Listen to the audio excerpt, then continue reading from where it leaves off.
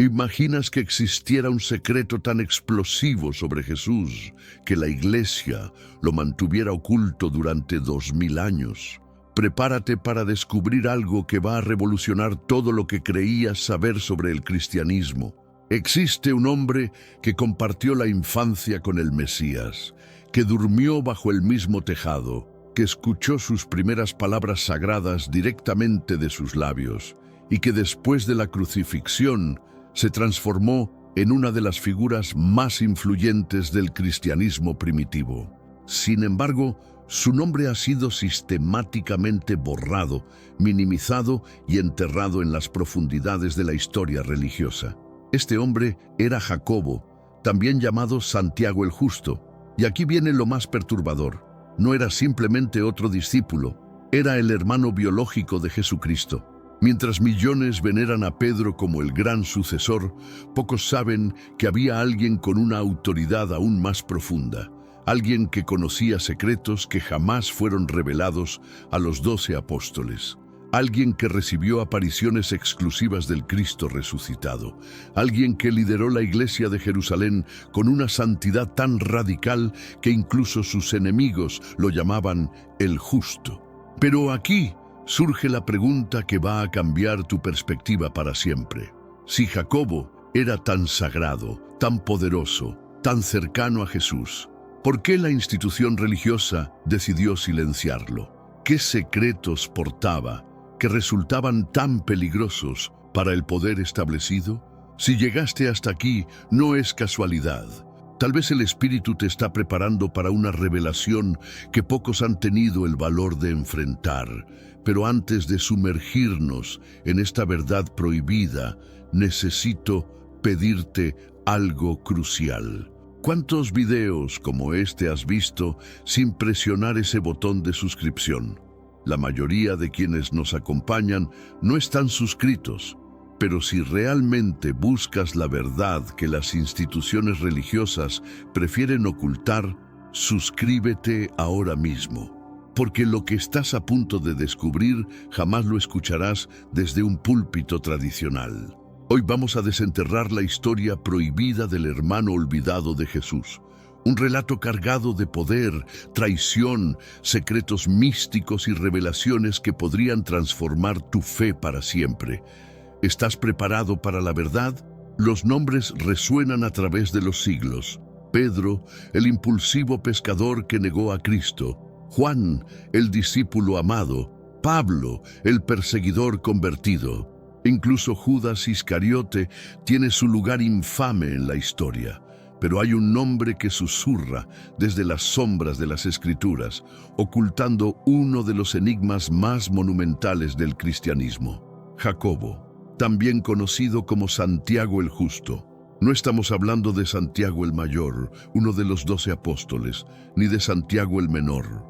Estamos revelando la existencia de un tercer Santiago, mencionado explícitamente en Marcos 6:3, donde los habitantes de Nazaret se preguntaban con asombro, ¿no es este el carpintero, el hijo de María, hermano de Jacobo, de José, de Judas y de Simón? Las Escrituras lo declaran sin eufemismos. Jesús tenía hermanos de sangre y Jacobo era uno de ellos. Pero aquí comienza el enigma que ha perturbado a teólogos durante milenios. ¿Por qué este personaje, tan íntimamente conectado con el Salvador, desaparece casi por completo de la narrativa cristiana tradicional? ¿Por qué no se predica sobre él con la misma intensidad que sobre otros apóstoles? ¿Por qué su figura ha sido relegada a notas al margen cuando debería ocupar un lugar central? Durante décadas, los eruditos bíblicos han debatido fervientemente si la palabra griega adelphos, hermanos, se refiere a parientes cercanos, primos o verdaderos hermanos biológicos. Sin embargo, cuando examinamos el contexto completo del Nuevo Testamento y consultamos fuentes históricas independientes, como los escritos de Flavio Josefo, todas las evidencias convergen en una conclusión ineludible. Jacobo era hijo de María y, por tanto, hermano biológico de Jesús. Esta revelación desestabiliza completamente uno de los pilares fundamentales de la doctrina católica, la virginidad perpetua de María. Si la Iglesia reconociera oficialmente que Jesús tuvo hermanos de sangre, toda una estructura teológica construida durante siglos se tambalearía como un castillo de naipes. Y aquí radica la primera clave del silenciamiento sistemático de Jacobo. La idea de una familia espiritual sin vínculos carnales, de una madre que permaneció virgen para siempre, se pulverizaría. Los dogmas establecidos en concilios se cuestionarían. La autoridad institucional se vería amenazada por una verdad demasiado humana, demasiado real, demasiado incómoda. Pero lo más extraordinario no es su parentesco sanguíneo con Cristo, sino lo que él sabía. A pesar del silencio institucional deliberado, Jacobo emerge en momentos absolutamente cruciales del Nuevo Testamento. En este mundo actual, vemos cada vez más personas yendo en contra de los principios tradicionales y parece que lo inmoral está cada vez más presente. Es común sentirse desorientado y sin rumbo. Sin embargo, aún existe un camino para recuperar la verdadera esencia y restablecer los principios éticos en nuestra rutina diaria. Si te sientes perdido en medio de la confusión y deseas más claridad, tenemos algo especial para ti, un recurso creado especialmente para ayudarte a comprender el significado de estos desafíos actuales y enfrentarlos con sabiduría y valentía. Este es el verdadero valor de Caminos de la Revelación, descifrando la Biblia por completo, un camino hacia la claridad y la serenidad a través de sus enseñanzas. Lo mejor de todo es que está disponible ahora, como un regalo, en el primer comentario fijado. No pierdas esta oportunidad de transformar tu vida y descubrir el propósito genuino de estos desafíos. Ahora volvamos al tema principal del vídeo. En Hechos 15, durante el histórico concilio de Jerusalén, no es Pedro quien pronuncia la palabra final, es Jacobo. Él preside las decisiones. Él habla como líder incuestionable. Él representa la voz definitiva entre creyentes judíos y gentiles. Por lo cual yo juzgo que no se inquiete a los gentiles que se convierten a Dios. Hechos 15:19. Esa frase, aparentemente simple, revela quién realmente tenía la autoridad suprema en la iglesia primitiva. No fue Pedro, fue Jacobo. ¿Cómo pudo alcanzar semejante poder espiritual alguien que, según los evangelios, ni siquiera formaba parte de los 12 apóstoles originales? La respuesta es tan obvia como perturbadora. Porque no era uno más, era el hermano del Maestro, el que conocía su infancia, sus secretos, su humanidad, el que había escuchado enseñanzas privadas durante décadas antes de que comenzara el ministerio público. Ese conocimiento íntimo, casi sagrado, lo convertía en una figura terriblemente incómoda para el cristianismo romano que estaba gestándose. No podían permitir que el liderazgo quedara en manos de un pariente sanguíneo. Eso sería demasiado humano, demasiado judío, demasiado peligroso para sus planes de expansión imperial. Y así comenzó el gran encubrimiento. Vamos a enfrentar directamente la pregunta que hace temblar los cimientos del cristianismo tradicional. ¿Jesús realmente tuvo hermanos de carne y hueso? Aunque la mayoría de las doctrinas han preferido espiritualizar esta verdad o reinterpretarla para proteger dogmas establecidos, cuando abrimos las Escrituras con honestidad intelectual, el texto no deja espacio para dudas razonables. En Mateo 13:55-56 leemos con claridad meridiana: ¿no es este el hijo del carpintero? ¿No se llama su madre María y sus hermanos Jacobo, José, Simón y Judas? ¿Y no están todas sus hermanas con nosotros? El hermano olvidado de Jesús no fue olvidado por el cielo, fue ocultado por los hombres. Pero su legado no murió, solo estaba esperando a una generación que tuviera el valor de escucharlo. Y esa generación podría ser tú. Durante siglos, historiadores y teólogos han especulado sobre por qué Jacobo fue sistemáticamente borrado de la narrativa cristiana oficial. Pero investigaciones recientes han revelado evidencias perturbadoras de lo que podría ser la conspiración de silenciamiento más exitosa en la historia del cristianismo. En 2019, un equipo de arqueólogos digitales de la Universidad de Oxford comenzó a analizar con inteligencia artificial miles de manuscritos antiguos almacenados en los archivos del Vaticano. Los resultados fueron absolutamente estremecedores. Descubrieron patrones sistemáticos de censura, menciones de Jacobo que fueron deliberadamente borradas, párrafos completos que fueron reescritos para minimizar su importancia, y referencias a él que fueron reemplazadas por otros nombres. Pero antes, comparte este video con alguien a quien aprecias. Nuestra misión más grande en la tierra es difundir la palabra del Señor. ¿Sabías que muchas personas carecen de conocimientos por falta de contenido adecuado? Envíalo a ese grupo de WhatsApp o públicalo en Facebook. Estoy seguro de que no te arrepentirás. Y si te gustan videos como este, comenta abajo, quiero más. Así sabré si realmente lo disfrutas y definitivamente traeré contenido nuevo similar. El análisis paleográfico demostró que en más de 300 manuscritos del siglo IV al VII, las menciones originales de Jacobo, el hermano del Señor, fueron sistemáticamente alteradas para decir simplemente Jacobo o Santiago el apóstol, eliminando cualquier referencia a su parentesco con Jesús. ¿Coincidencia? Imposible. Fue una operación de encubrimiento coordinada y masiva. Además, documentos recientemente desclasificados del Archivo Secreto Vaticano revelan que durante el Concilio de Nicea, 325 d.C., existieron debates acalorados sobre qué hacer con los escritos incómodos relacionados con la familia de Jesús. Actas perdidas del concilio, redescubiertas en 2021, muestran que el emperador Constantino personalmente ordenó la revisión de todos los textos que mencionaran hermanos de Cristo, considerándolos peligrosos para la unidad del imperio. Pero la evidencia más explosiva vino en 2023. Un manuscrito copto del siglo II fue descubierto en un monasterio abandonado en Egipto. Contiene lo que parece ser una carta directa de Jacobo a las comunidades cristianas de Asia Menor, donde relata encuentros privados con Jesús después de la resurrección. El contenido es tan revolucionario que los eruditos que lo han traducido han firmado acuerdos de confidencialidad.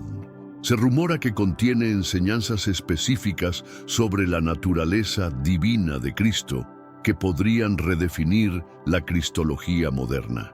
¿Por qué mantener estos descubrimientos en secreto? ¿Qué temen que descubramos? La tecnología moderna también está revelando verdades ocultas.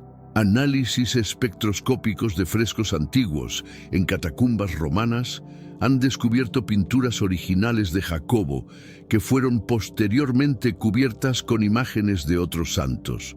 Usando rayos X e infrarrojos, los investigadores han encontrado más de 50 representaciones artísticas de Jacobo que fueron deliberadamente ocultadas durante la Edad Media. En una de estas imágenes ocultas, aparece claramente identificado como Jacobus Frater Domini, Jacobo, hermano del Señor, junto a Jesús en una escena de la Última Cena que no coincide con ninguna narrativa canónica. Incluso hoy, académicos que investigan la figura de Jacobo enfrentan presiones institucionales extrañas. Al menos 3 profesores de universidades católicas prestigiosas han reportado que sus investigaciones sobre Jacobo fueron desaconsejadas por sus superiores. El doctor Michael Chen, de la Universidad de Georgetown, publicó en 2022 que recibió sugerencias amistosas de cesar sus estudios sobre los manuscritos de Jacobo después de encontrar evidencias de que poseía autoridad apostólica superior a Pedro. ¿Por qué seguir ocultando una verdad de hace 2000 años? ¿Qué poder sigue teniendo el legado de Jacobo que resulta tan amenazante?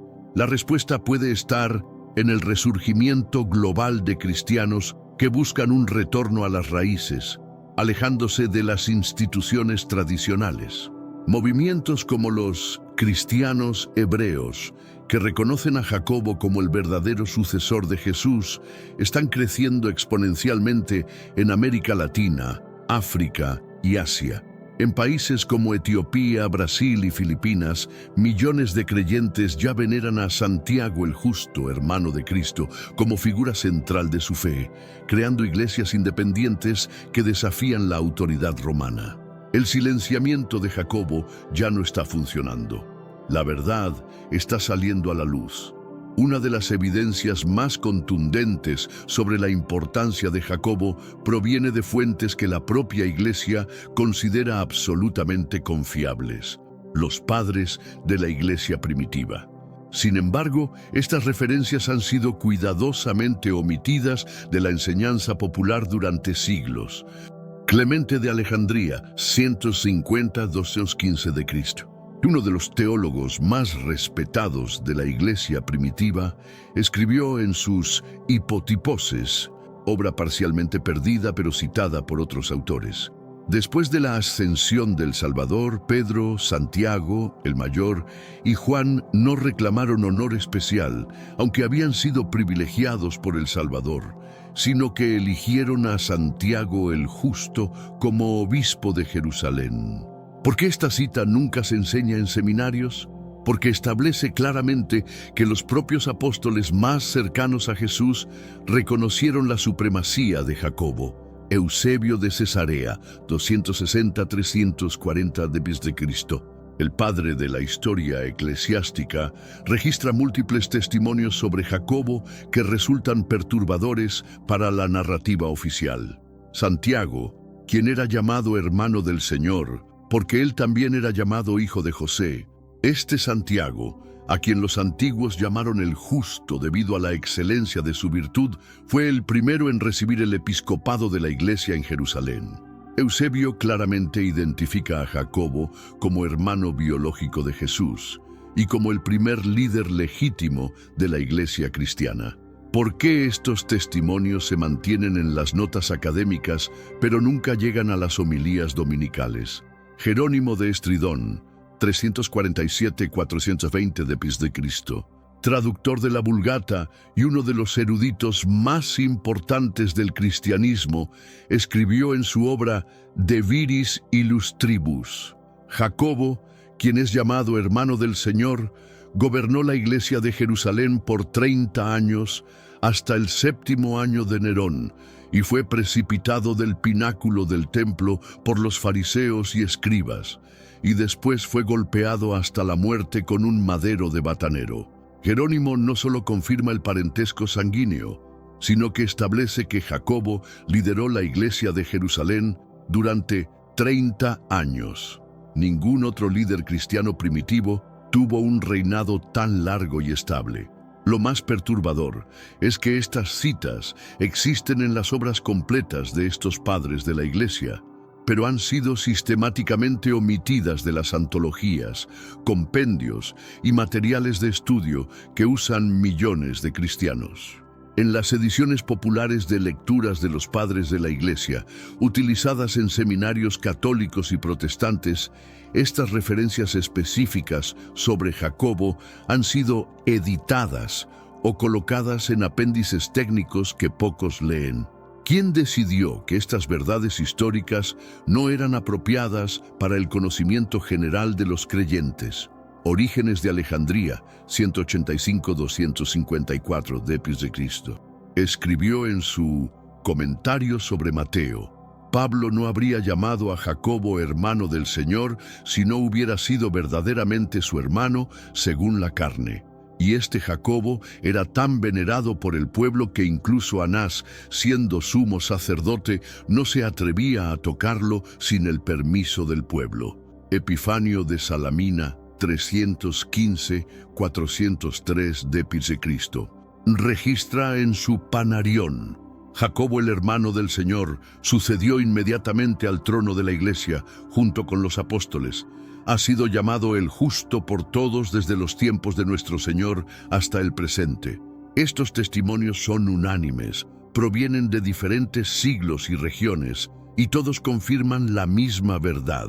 Jacobo era hermano de Jesús y el líder supremo reconocido de la iglesia primitiva. ¿Por qué siglos de cristianos han sido privados de este conocimiento histórico que está documentado en las fuentes más confiables de la iglesia? Porque reconocer estos testimonios implicaría admitir que la estructura de autoridad que conocemos hoy fue construida ignorando o contradiciendo a los propios fundadores del cristianismo. Los padres de la iglesia no estaban especulando. Estaban registrando hechos históricos que presenciaron o que recibieron de testigos directos.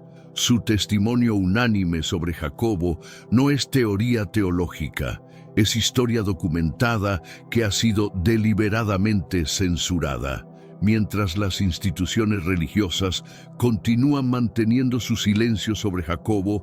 Algo extraordinario está ocurriendo en las bases del cristianismo mundial. Una revolución silenciosa, impulsada por la búsqueda de autenticidad y el acceso a información antes censurada. En Brasil, más de 2 millones de cristianos se han unido al Movimiento Santiago el Justo, un movimiento que reconoce a Jacobo como el verdadero heredero espiritual de Jesús. Estas comunidades practican un cristianismo sin jerarquías institucionales, enfocado en la justicia social y la espiritualidad práctica que Jacobo enseñó. En Nigeria, las iglesias del Hermano Verdadero han crecido de 50 congregaciones en 2020 a más de 3.000 en 2025. Su líder, el pastor Adebayo Ogundimu, declara: "Cuando descubrimos que Jesús tuvo un hermano que lideró la iglesia original, entendimos que habíamos estado siguiendo una versión diluida del cristianismo". Las redes sociales han sido fundamentales en este redescubrimiento. El hashtag Chijacobo hermano de Jesus ha generado más de 50 millones de interacciones en español, mientras que James the Brother alcanza números similares en inglés. Videos de YouTube sobre Jacobo están alcanzando millones de visualizaciones, superando en engagement a contenido sobre figuras tradicionales como Pedro o Pablo. Los comentarios revelan hambre espiritual. Finalmente encontré la pieza que faltaba en mi fe. ¿Por qué nadie me había contado esto? Esto explica tantas contradicciones que nunca entendí. Una encuesta realizada por el Instituto Pew en 2024 reveló que el 67% de cristianos menores de 30 años han oído hablar de Jacobo como hermano de Jesús, comparado con solo el 23% de cristianos mayores de 50 años. Más impactante aún, el 45% de jóvenes cristianos consideran que Jacobo debería tener mayor reconocimiento en sus iglesias y el 32% han buscado activamente información sobre él fuera de sus denominaciones tradicionales. La generación Z no se conforma con narrativas incompletas, están exigiendo la historia completa. Sin embargo, la resistencia institucional continúa siendo feroz. En 2024, la Conferencia Episcopal Española emitió una nota pastoral desaconsejando la veneración excesiva de Santiago el Justo, argumentando que puede causar confusión doctrinal. El Vaticano ha mantenido un silencio oficial, pero fuentes internas reportan preocupación por el crecimiento de movimientos que centran su fe en Jacobo en lugar de en la autoridad papal. Denominaciones protestantes también han reaccionado con nerviosismo. La Convención Bautista del Sur de Estados Unidos publicó en 2023 un documento afirmando que enfocarse en la familia terrenal de Jesús puede desviar la atención de su divinidad. Las comunidades que honran a Jacobo están desarrollando prácticas espirituales únicas, periodos de ayuno que él practicaba, formas de oración contemplativa basadas en sus supuestas enseñanzas secretas y énfasis radical en la justicia social como expresión de fe auténtica.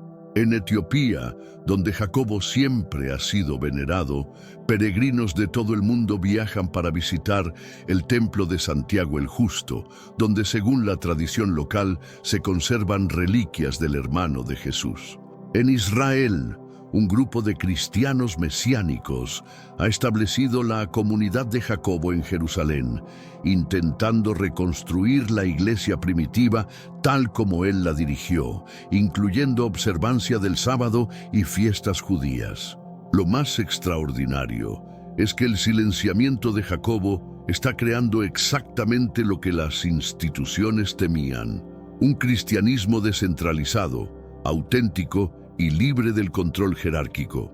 Al negar información sobre él, han creado curiosidad.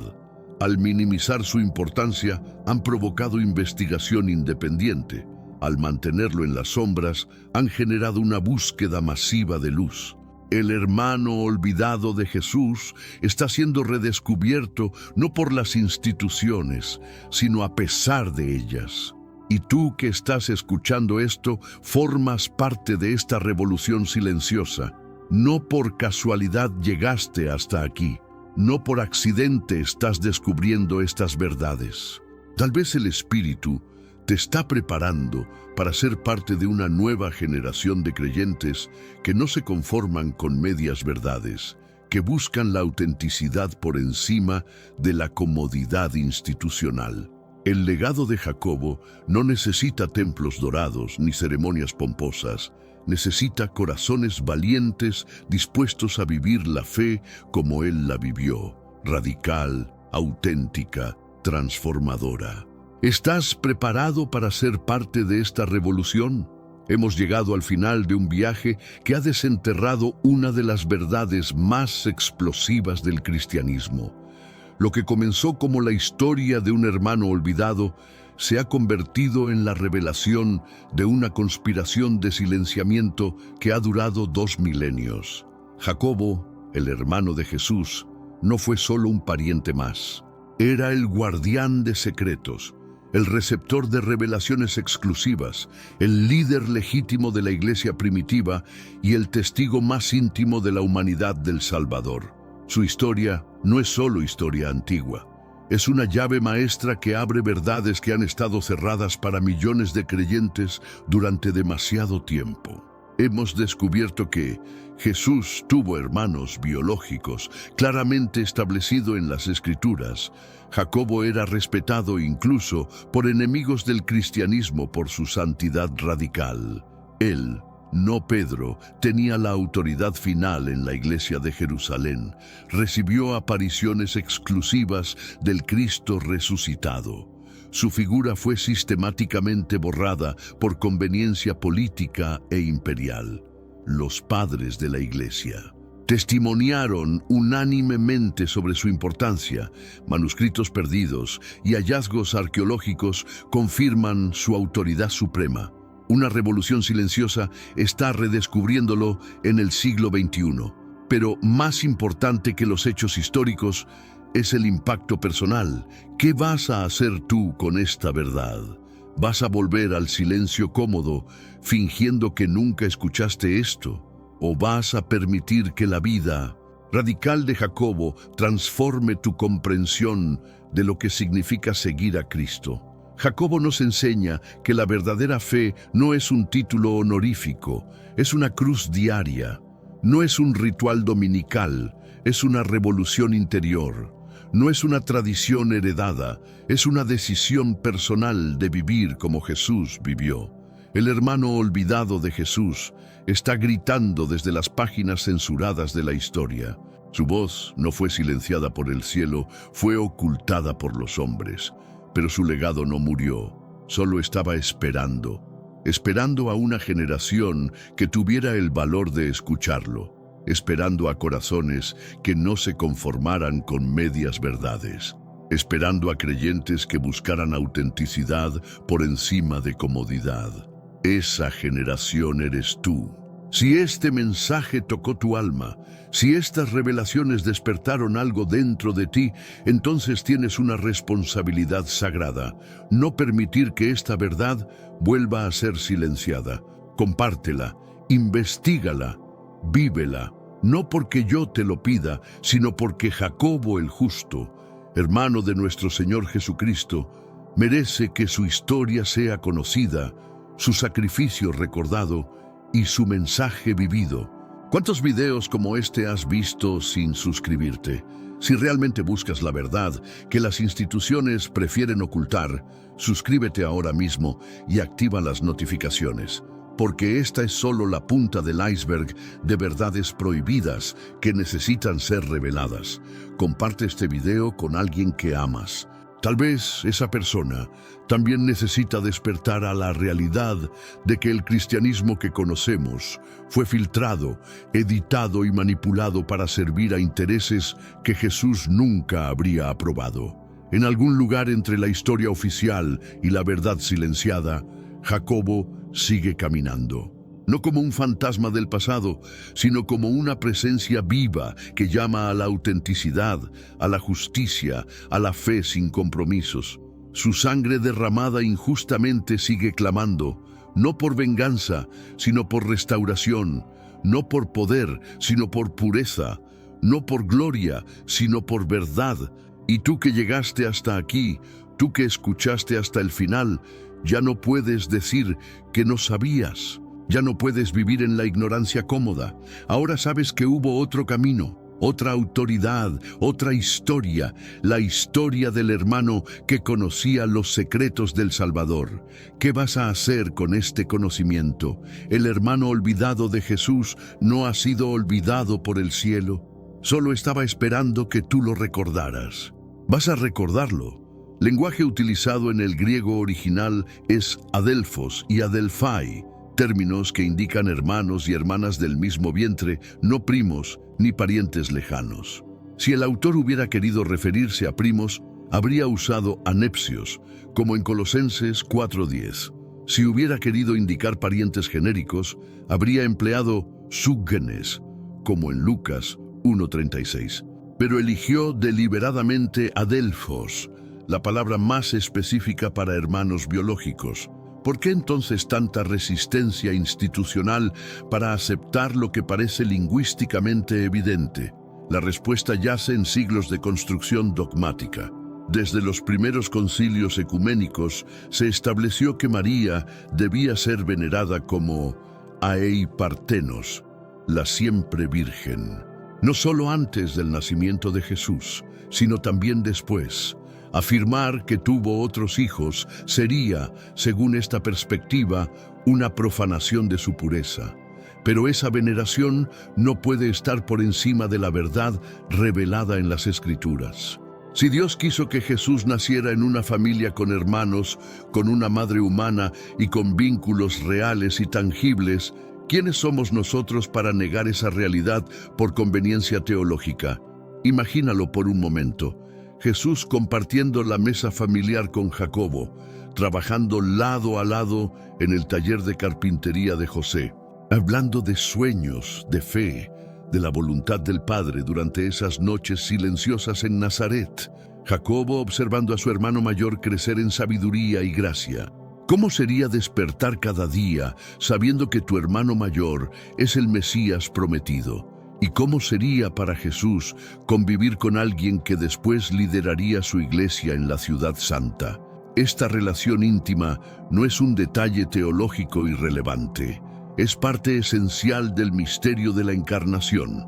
Jesús no descendió como un espíritu etéreo desconectado de la experiencia humana. Vino en cuerpo, en sangre, en familia, y Jacobo fue testigo privilegiado de su humanidad antes del ministerio, antes de los milagros, antes del bautismo en el Jordán. Su testimonio posee una profundidad que trasciende la de muchos apóstoles, porque lo conoció en la intimidad del hogar, no solo en las multitudes. Además, el hecho extraordinario de que Jacobo no formara parte del círculo inicial de los 12 apóstoles, pero posteriormente asumiera el liderazgo supremo de la iglesia primitiva, refuerza dramáticamente su autenticidad como hermano biológico. No era alguien buscando protagonismo espiritual, no fue seleccionado por carisma público ni por estrategia evangelística. Fue reconocido por su vida irreprochable, por su justicia incuestionable, por su conexión directa y sanguínea con el Salvador. Incluso Pablo, el gran apóstol de los gentiles, en Gálatas 1:19 declara categóricamente: «Pero no vi a ningún otro de los apóstoles, sino a Jacobo, el hermano del Señor». Pablo lo identifica explícitamente como el hermano del Señor. ¿Qué evidencia más contundente se necesita? Negar esta verdad no solo contradice las Escrituras, es rechazar una parte hermosa y profundamente humana del plan divino: que su Hijo naciera en una familia real, como la tuya, como la mía, que incluso dentro de esa familia terrenal, uno de sus miembros se transformara en guardián fiel del mensaje cuando Jesús ya no estaba físicamente presente. Jacobo no fue un accidente en la historia de la salvación. Fue parte integral del propósito eterno, y su sangre compartida con el Salvador es la llave maestra que abre verdades que han permanecido cerradas para millones de creyentes durante demasiado tiempo. ¿Estás preparado para abrir esa puerta? Ahora vamos a revelar uno de los secretos más explosivos del cristianismo primitivo. Hubo una lucha de poder entre Pedro y Jacobo, una tensión que fue deliberadamente suavizada, censurada y finalmente borrada de la historia oficial para mantener una narrativa limpia de sucesión hacia Roma. Pero la realidad fue infinitamente más compleja y perturbadora. Durante siglos, la tradición católica ha presentado a Pedro como el líder indiscutible de la iglesia primitiva, el primer papa, el portador de las llaves del reino, el sucesor visible de Cristo en la tierra.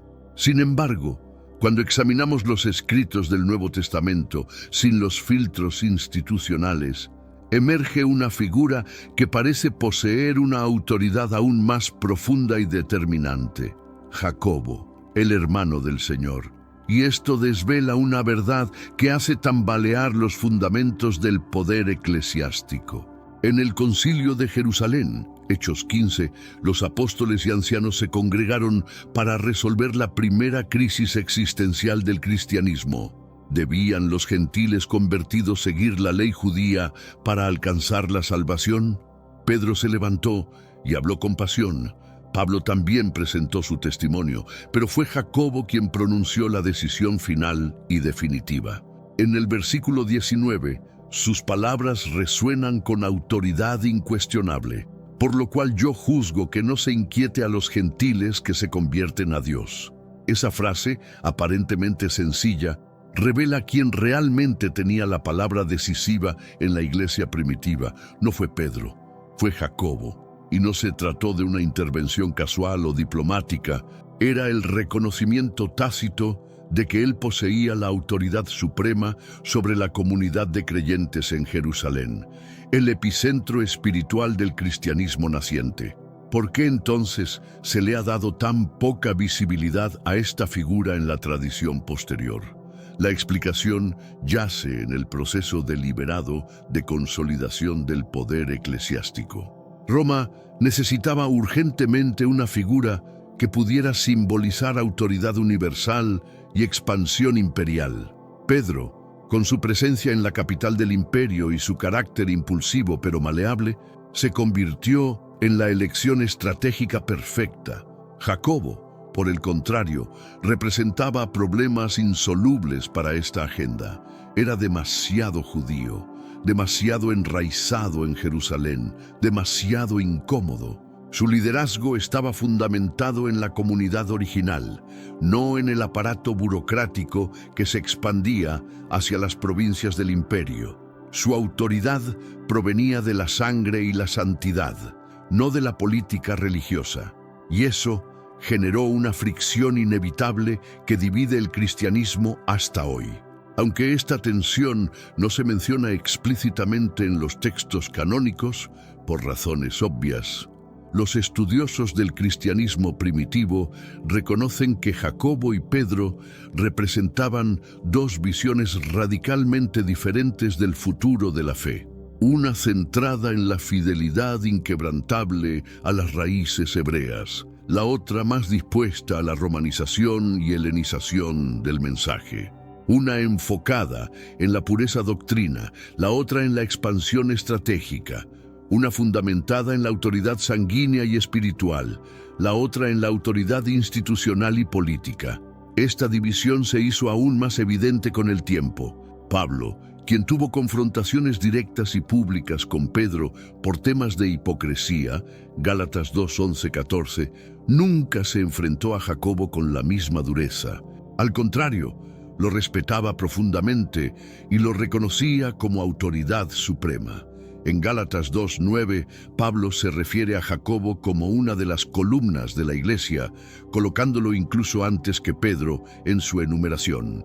Jacobo, Cefas y Juan, que eran considerados como columnas, ¿casualidad? Imposible. Era un reconocimiento del orden jerárquico real. Entonces surge la pregunta que desestabiliza toda la estructura católica. ¿Por qué se borró sistemáticamente esta autoridad de Jacobo? Porque reconocer a Jacobo como líder supremo era aceptar que la Iglesia no nació en Roma, sino en Jerusalén. No nació con Pedro, sino con un hermano de Jesús que vivía en santidad radical y que fue deliberadamente silenciado por no encajar en los planes imperiales. Este conflicto no se resolvió con diálogo teológico, se resolvió con omisión histórica sistemática. Mientras la figura de Pedro crecía en la liturgia y la tradición, Jacobo fue desapareciendo gradualmente. No se le celebró con la misma intensidad, no se le canonizó con el mismo fervor, no se le dio un lugar prominente en la arquitectura sagrada. Su influencia fue enterrada como una verdad demasiado incómoda para el nuevo orden, y esa verdad permanece como una herida abierta en la historia cristiana. El liderazgo de la iglesia primitiva no fue una línea recta hacia Roma. Fue una lucha intensa de visiones, de espiritualidad, de sangre y de poder. Una lucha que aún resuena en el silencio de los altares modernos. ¿Estás preparado para enfrentar las implicaciones de esta revelación? Cuando Jesús fue crucificado, el mundo de sus seguidores se desmoronó como un terremoto espiritual. Muchos huyeron despavoridos. Otros negaron haberlo conocido. La confusión y el terror reinaron entre los creyentes que habían depositado todas sus esperanzas en el Maestro de Nazaret. Pero en medio de ese caos absoluto, hubo una figura que permaneció firme, silenciosa pero inquebrantable: Jacobo, el hermano del Señor. No había sido parte del círculo íntimo de los 12 durante el ministerio público. No había caminado sobre las aguas, ni había sido testigo de la transfiguración en el monte. Sin embargo, después de la resurrección, algo cambió radicalmente en el orden espiritual del cristianismo naciente. Tenemos un recurso espiritual para ti: Caminos de la Revelación, un libro para comprender las profecías y fortalecer tu fe. Lo encuentras en el primer comentario. Léelo, compártelo y prepárate espiritualmente para lo que está por venir. No esperes a que otro desastre te obligue a mirar hacia arriba. Hoy es el día aceptable. Hoy es el tiempo de actuar con fe. Fortalécete en la palabra, profundiza en la oración y rodea tu vida de personas que también estén buscando a Dios de todo corazón. Según 1 Corintios 15:7, el Cristo resucitado se apareció específicamente a Jacobo en una manifestación personal y privada. No fue una aparición grupal, no fue una visión compartida, fue un encuentro íntimo entre hermanos, entre el Salvador y su heredero espiritual. ¿Por qué Jesús dedicaría una aparición exclusiva a alguien que ni siquiera era considerado apóstol por muchos?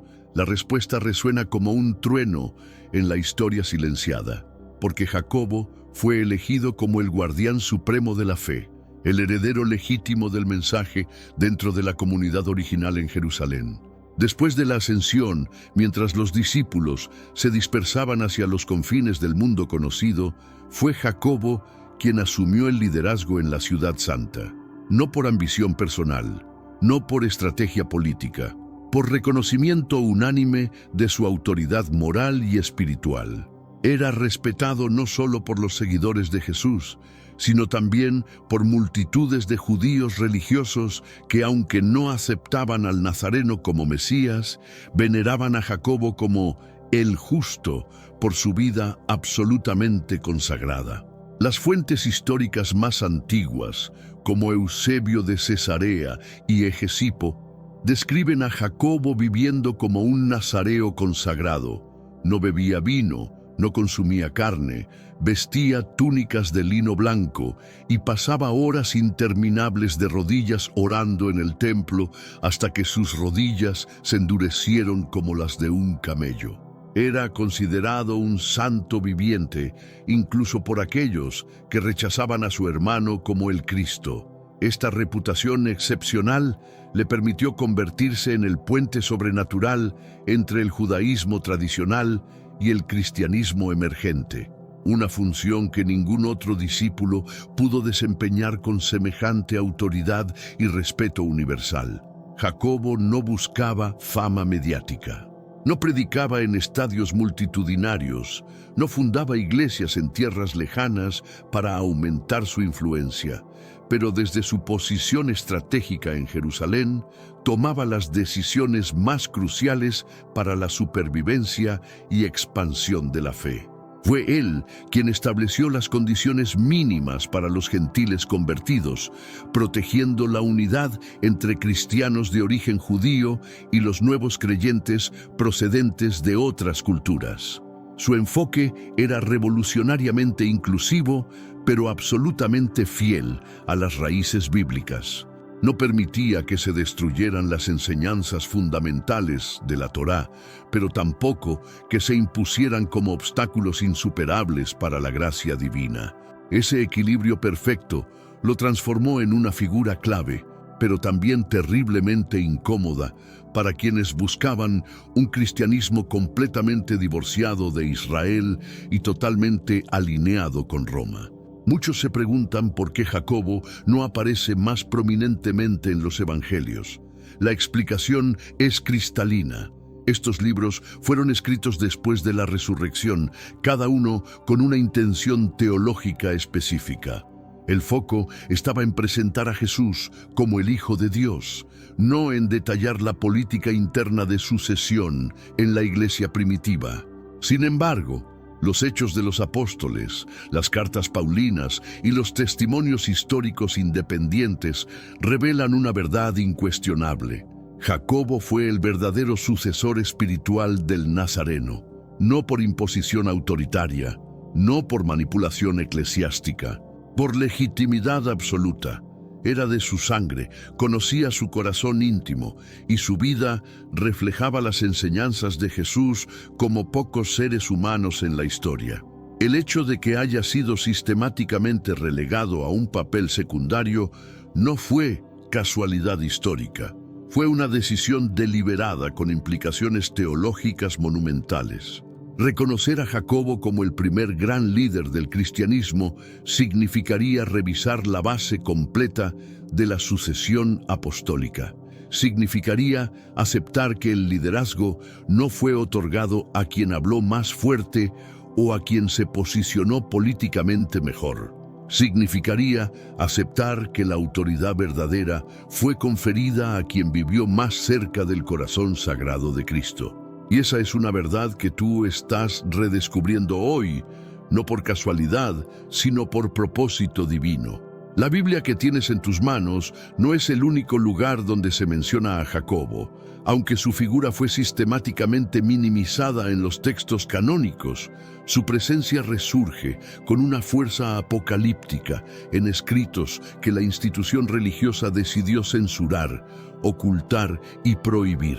Evangelios apócrifos, manuscritos enterrados durante siglos, testimonios de historiadores antiguos y documentos que fueron deliberadamente excluidos del canon bíblico revelan una verdad que fue silenciada a propósito. Jacobo no solo fue hermano de Jesús, sino también su discípulo más íntimo y el receptor de revelaciones exclusivas.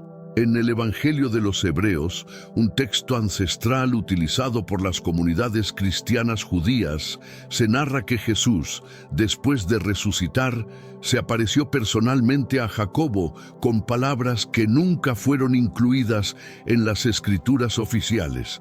Mi hermano, el justo me ha visto, y yo le he revelado todos los misterios del reino que permanecían ocultos. Todos los misterios. ¿Qué conocimiento tan explosivo recibió Jacobo que no fue compartido con el resto de los apóstoles?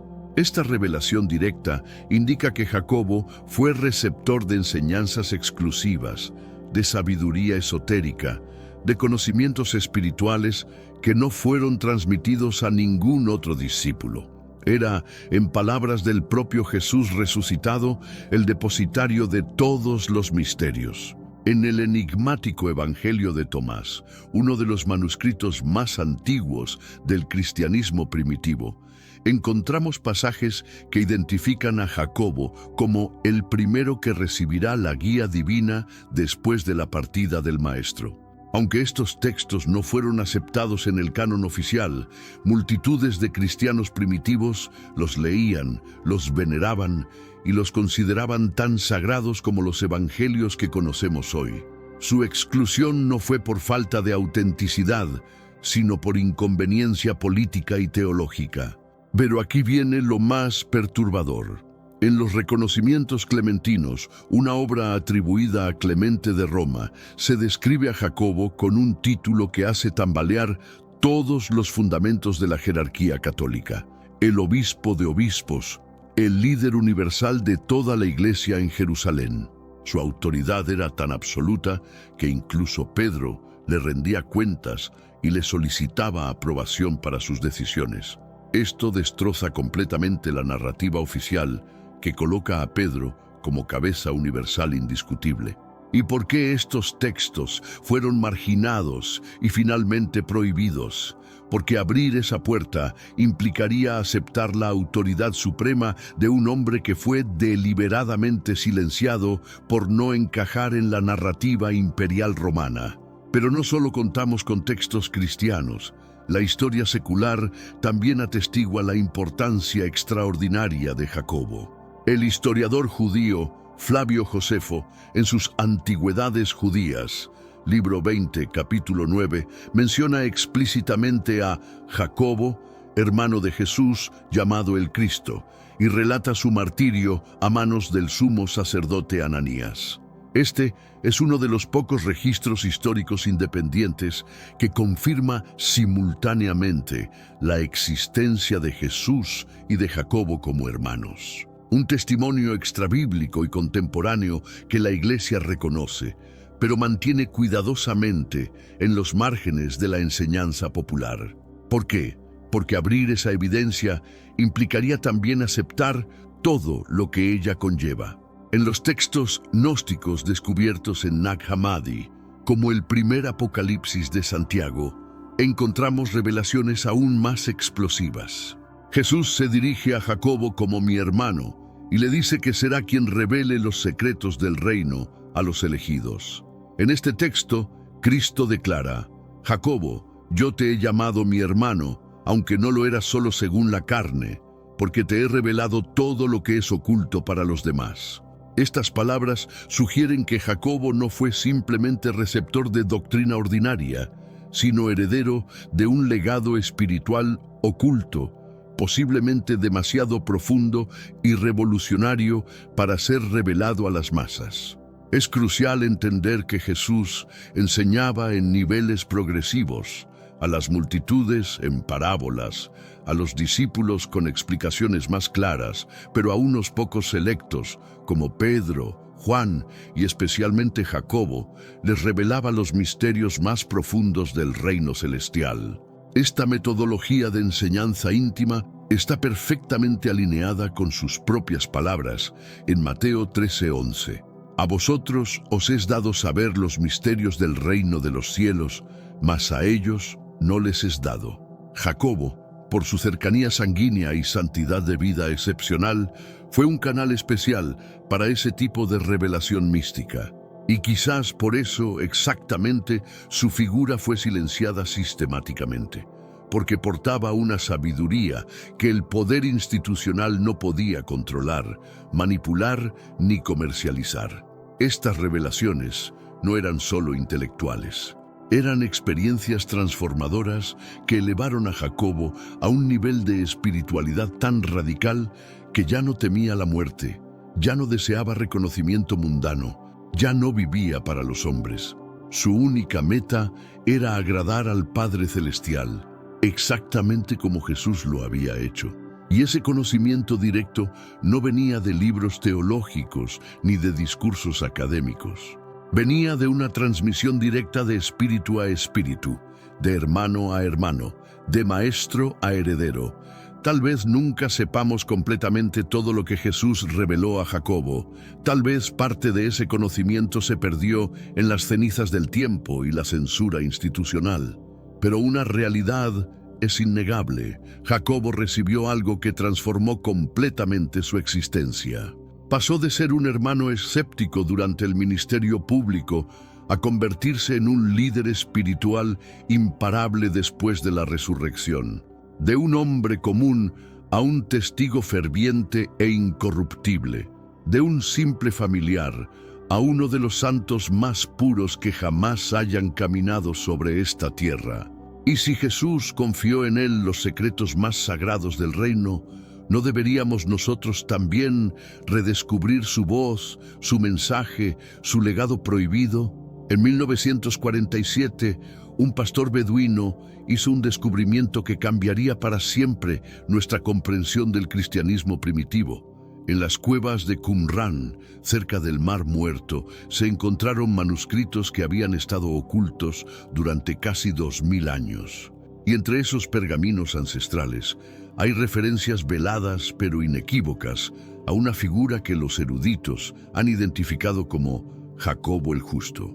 En los manuscritos del Mar Muerto, específicamente en el texto conocido como el Documento de Damasco, aparece repetidamente la figura del Maestro de Justicia, un líder espiritual que guiaba a la comunidad de los últimos días. Múltiples investigadores han establecido conexiones fascinantes entre este Maestro de Justicia y Jacobo, el hermano de Jesús. ¿Casualidad? Imposible. Las descripciones coinciden de manera extraordinaria. Un hombre de justicia excepcional, líder de una comunidad judío-cristiana, perseguido por las autoridades religiosas y finalmente martirizado por mantener su fidelidad a la verdad. Pero aquí viene el descubrimiento más explosivo. En fragmentos recientemente traducidos del rollo de la guerra, se menciona a un príncipe de la congregación que dirigirá a los justos en los últimos tiempos. Los detalles biográficos descritos en arameo coinciden sorprendentemente con lo que sabemos sobre Jacobo. ¿Qué significa esto? Que la importancia de Jacobo era reconocida no solo por los cristianos, sino también por comunidades judías que esperaban la llegada del Mesías. Su figura trascendía las fronteras religiosas y se convirtió en símbolo de esperanza para múltiples grupos espirituales. Además, estudios paleográficos recientes han identificado en los archivos del Vaticano manuscritos coptos del siglo III que contienen fragmentos de lo que podría ser una carta perdida de Jacobo, un documento que nunca fue incluido en el canon bíblico, pero que circulaba ampliamente entre las primeras comunidades cristianas. Este texto perdido, según los fragmentos recuperados, contiene enseñanzas específicas sobre la naturaleza divina de Jesús que solo podrían provenir de alguien que lo conoció íntimamente desde la infancia. Los investigadores también han descubierto en excavaciones recientes en Jerusalén osarios, cajas de huesos, del siglo I con inscripciones que mencionan Jacobo, hermano del Señor. Aunque el debate sobre su autenticidad continúa, la evidencia arqueológica sugiere que la veneración de Jacobo como figura sagrada era mucho más extendida de lo que la historia oficial nos ha contado. Estos descubrimientos están revolucionando silenciosamente la investigación bíblica, pero permanecen cuidadosamente alejados de los púlpitos dominicales. Si Jacobo fue tan importante, tan justo, tan cercano al corazón de Jesús, ¿por qué su nombre no resuena en cada templo, en cada altar, en cada sermón dominical? ¿Por qué la inmensa mayoría de cristianos sinceros jamás han escuchado una predicación completa sobre su vida y legado? La respuesta, aunque dolorosa, es cristalina como el agua, porque su historia representaba una amenaza directa y devastadora para la estructura de poder que se estaba construyendo meticulosamente. Jacobo no fue una figura conveniente para el cristianismo romano en expansión. Su presencia desafiaba dogmas establecidos, cuestionaba narrativas dominantes y recordaba al mundo que el epicentro auténtico de la fe no estaba en Roma, sino en Jerusalén, en una familia judía, en un linaje incómodo para quienes querían despojar al cristianismo de sus raíces hebreas. Desde el siglo IV d.C., con la consolidación de la Iglesia como institución imperial bajo Constantino, se volvió estratégicamente necesario establecer una línea de sucesión clara, indiscutible y políticamente estable. Pedro fue la figura elegida cuidadosamente, un apóstol impulsivo transformado por la gracia, mártir en la capital del imperio, el símbolo perfecto para unificar poder espiritual y autoridad política. Jacobo, por el contrario, no encajaba en ese esquema imperial. Era demasiado judío para una iglesia que buscaba la universalidad romana, demasiado austero para una institución que necesitaba magnificencia visible, demasiado puro para un sistema que requería flexibilidad política. Su vida no podía ser instrumentalizada como modelo de autoridad institucional. Por eso fue deliberadamente relegado a las sombras históricas. En un escenario de desafíos y victorias, los nombres de Manasés y Efraín destacan como evidencias del patrimonio de José, el distinguido gobernante de Egipto. Estos hermanos no solo perpetúan la estirpe de Abraham, sino que también representan distintas facetas de la experiencia de su progenitor. A través de Manasés, aquel que hace olvidar, José canaliza el consuelo ante sus adversidades y la separación de su núcleo familiar. Efraín, por su parte, simboliza la fecundidad duplicada, evidenciando la bonanza que José halló en tierras foráneas. La crónica de estos hermanos inicia antes de su nacimiento con los sueños que José descifró y que lo transformaron de cautivo a príncipe de Egipto. Cada interpretación y medida tomada por José, desde su análisis de los sueños del faraón hasta su gestión de la gran hambruna, fue un avance hacia la culminación de una promesa celestial aún mayor. Manasés y Efraín, concebidos en el núcleo de estas eventualidades providenciales, estaban destinados a ser más que simples figuras secundarias en la saga familiar. Conforme la descendencia de José prosperaba en Egipto, cada nacimiento simbolizaba resistencia y esperanza. La llegada de Manasés y Efraín no solo marca un festejo de nuevos inicios, sino también un pilar para las generaciones venideras de Israel.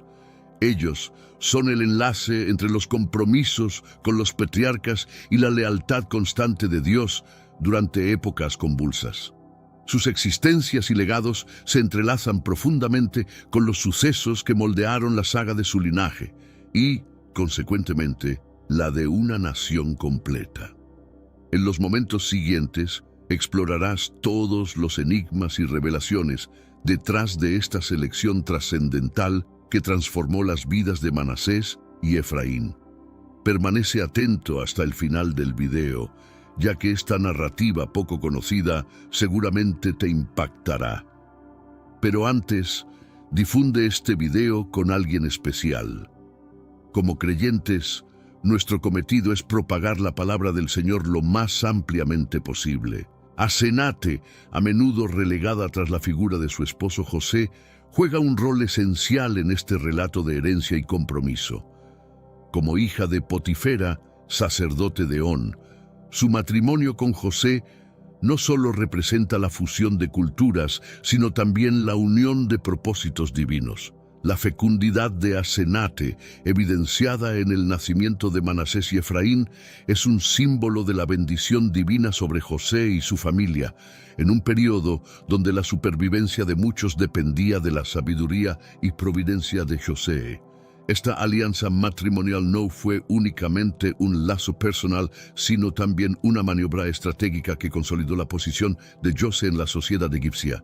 Asenate otorgó a José no solo descendencia, sino también legitimidad y estima en su función como administrador y salvador durante la hambruna. Juntos, Asenate y José demostraron cómo la fe, la diplomacia y el afecto pueden converger para cumplir con propósitos celestiales mucho más grandes que sus propias existencias. Cada descendiente de esta unión heredó parte de su legado mixto, actuando como un puente entre su ascendencia israelita y su vida en Egipto. Manasés y Efraín se desarrollaron en un ambiente que valoraba tanto su herencia hebrea como su influencia egipcia, una dualidad que definió su identidad y destino. Asenate, por ende, no solo es madre, sino también creadora de la fusión cultural y espiritual que marcaría el porvenir de sus hijos.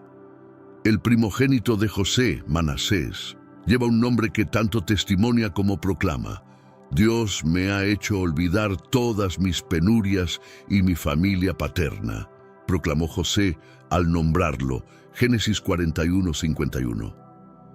Este nombre no solo resume el alivio y la redención personal de José, sino que también prefigura un futuro donde los recuerdos adversos del pasado no impidan el avance. Manasés simboliza la superación de los desafíos mediante la gracia divina, representando un cambio significativo en la vida de José. Su nacimiento en un periodo de abundancia en Egipto es simbólico, reflejando la conversión de las dificultades en prosperidad. El nombre de Manasés, por ende, no es simplemente una etiqueta, sino una afirmación de victoria y esperanza, recordando a José y a su familia que los designios de Dios frecuentemente se revelan triunfantes ante las pruebas más severas. Este niño no solo fue el consuelo de José, sino también una señal profética del destino de Israel. A través de Manasés, José pudo ver la mano de Dios trabajando no solo en su vida personal, sino también en el destino colectivo de su pueblo.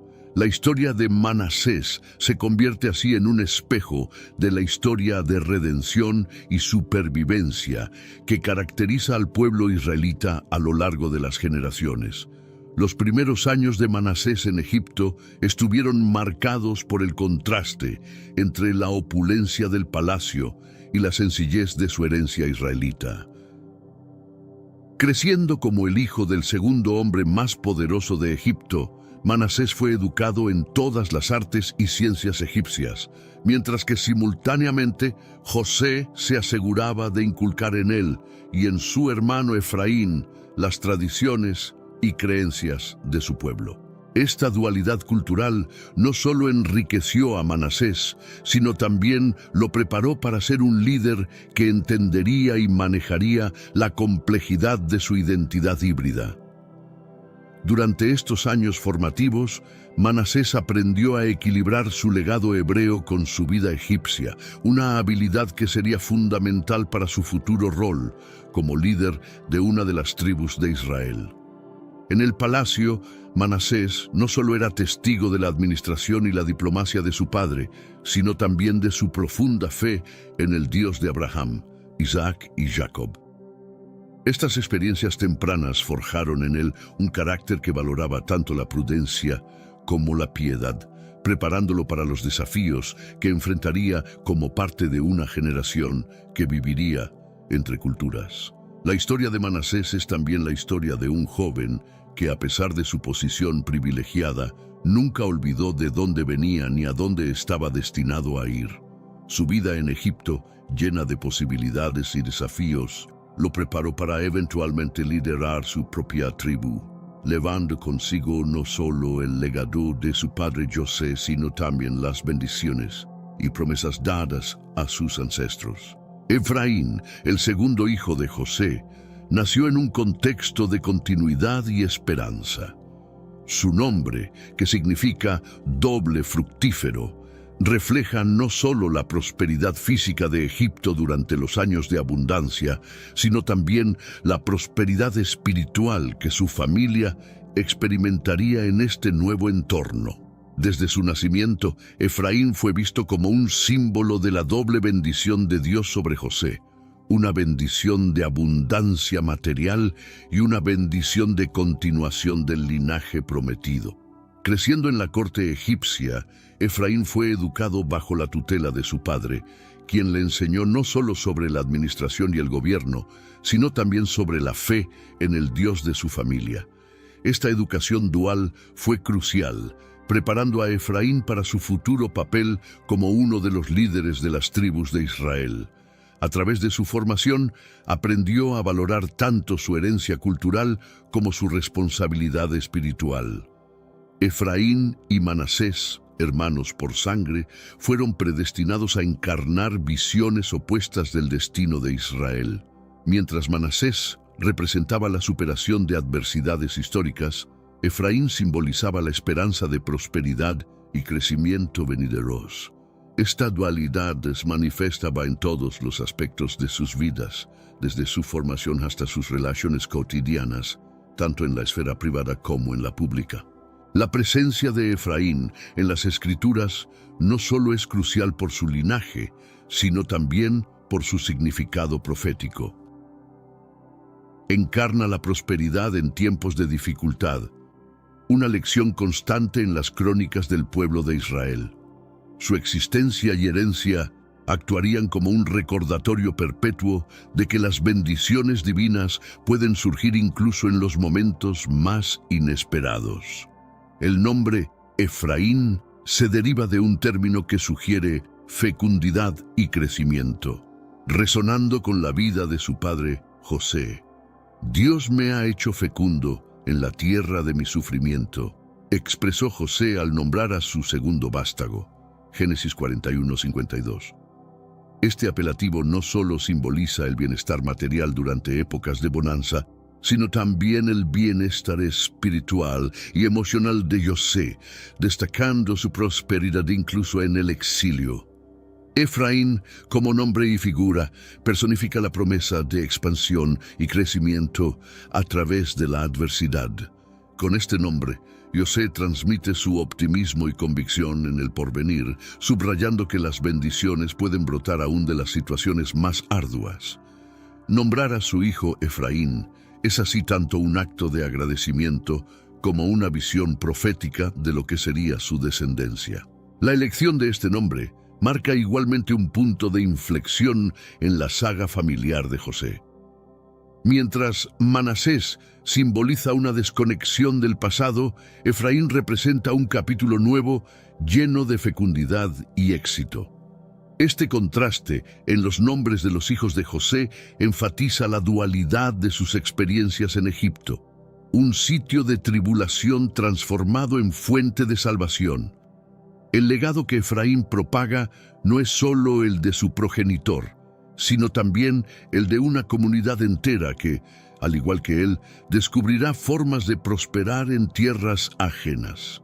Su trayectoria y las narrativas que de ella derivan inspirarán a futuras generaciones sobre cómo la tenacidad y la fe pueden convertir la adversidad en victoria.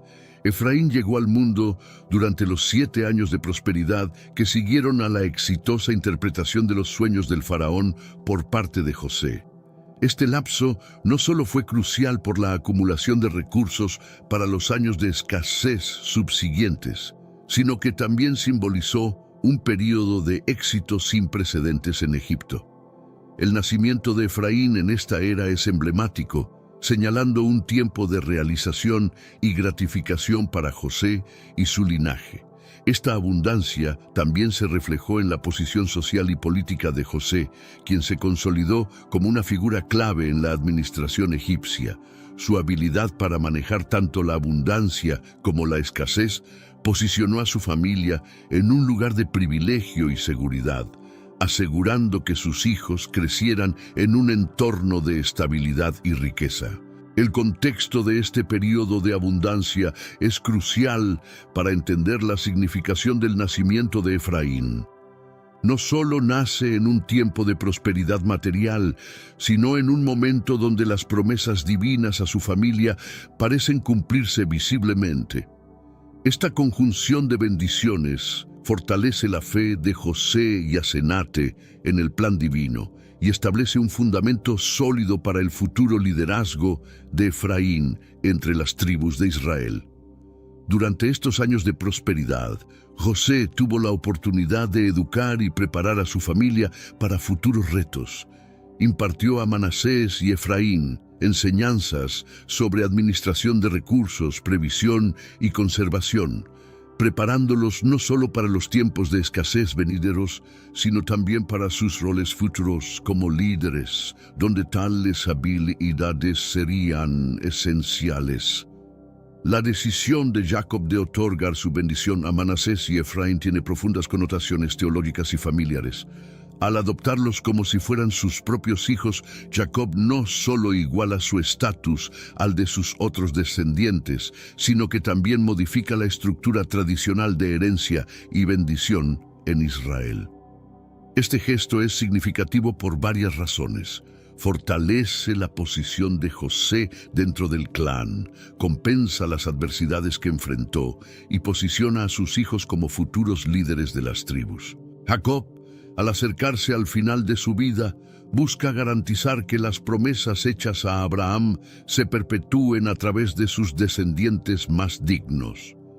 En este contexto, su elección de bendecir a Manasés y Efraín por encima de sus hijos biológicos es tanto un reconocimiento al mérito y la lealtad de José como una estrategia para mantener la unidad y el futuro de la nación israelita.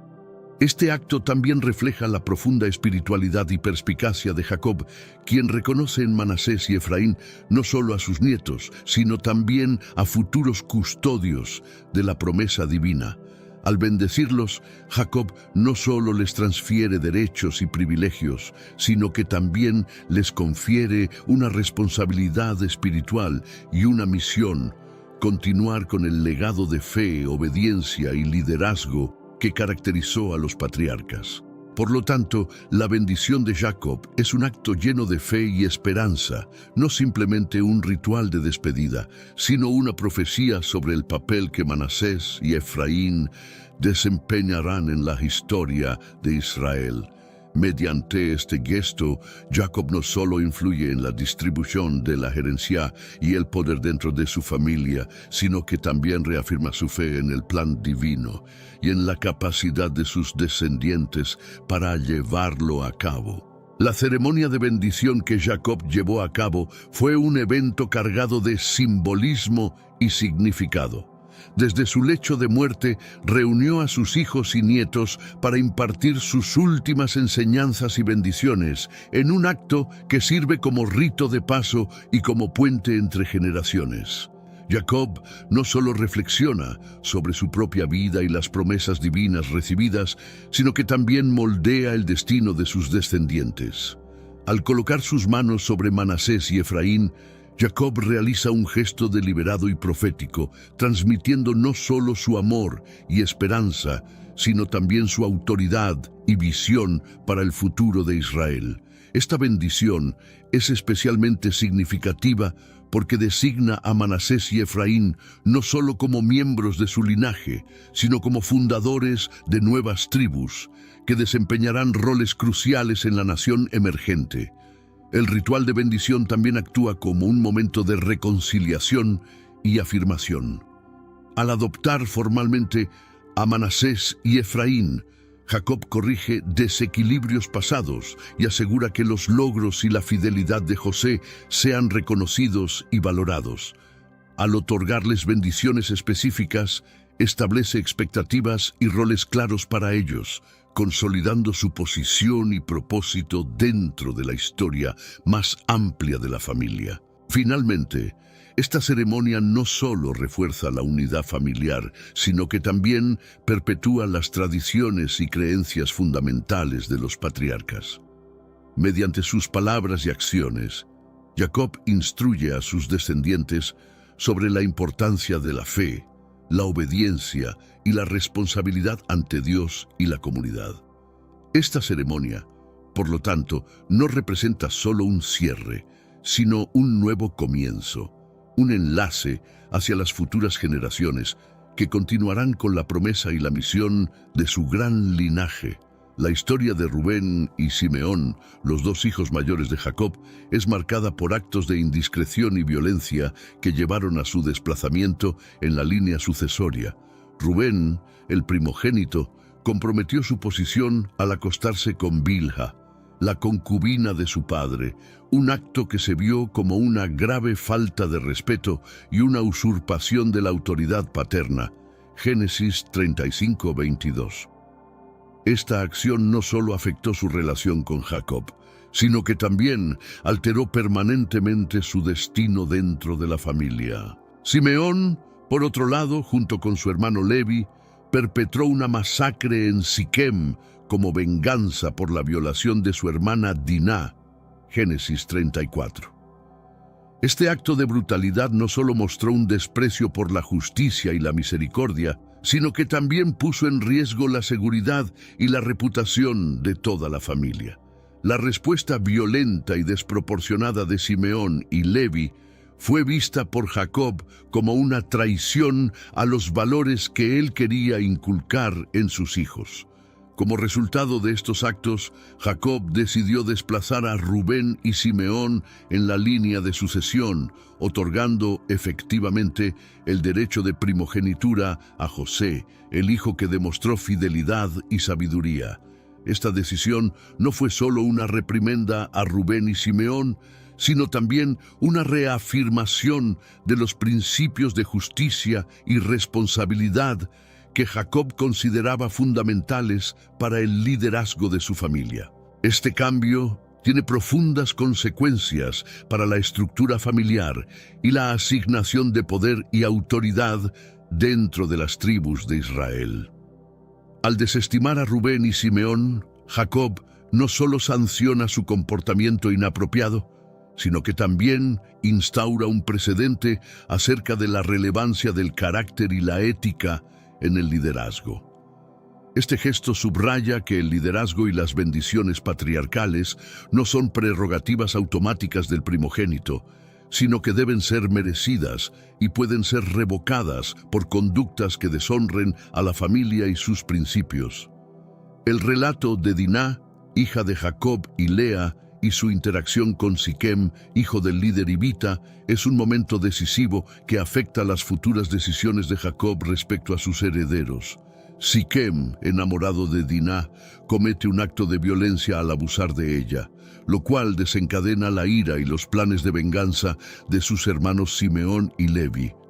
Este incidente provocó una cadena de eventos con impactos significativos en toda la familia de Jacob. La respuesta de los hermanos de Diná, en particular la masacre de Siquem y la destrucción de su ciudad como represalia, es repudiada por Jacob, no solo por la crueldad del acto, sino también por las consecuencias políticas y de seguridad que representaba para su familia.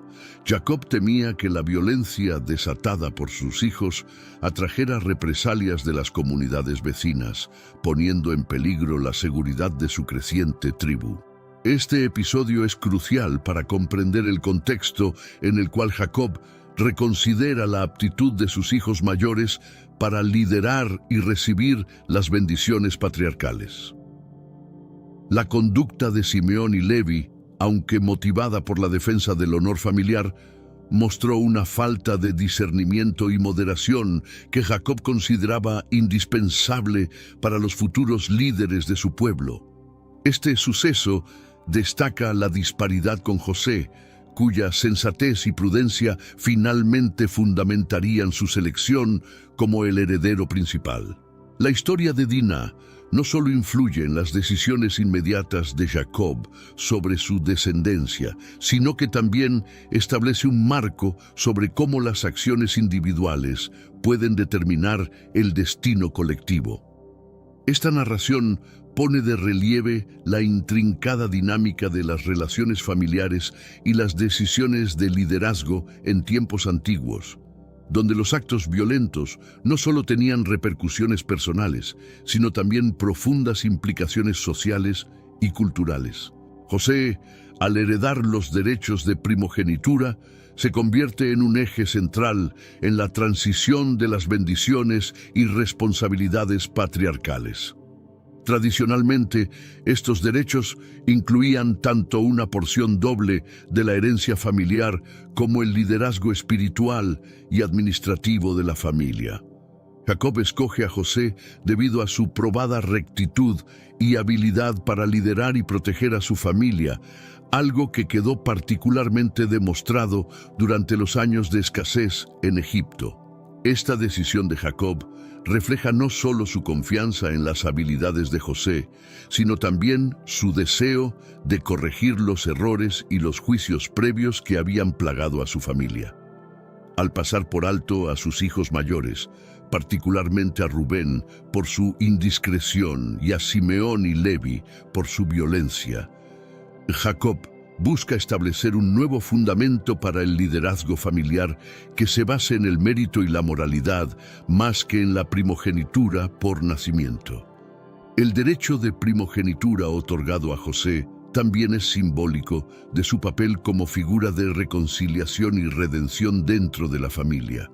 A través de José, Jacob ve la posibilidad de unificar y sanar las divisiones que habían caracterizado las generaciones anteriores.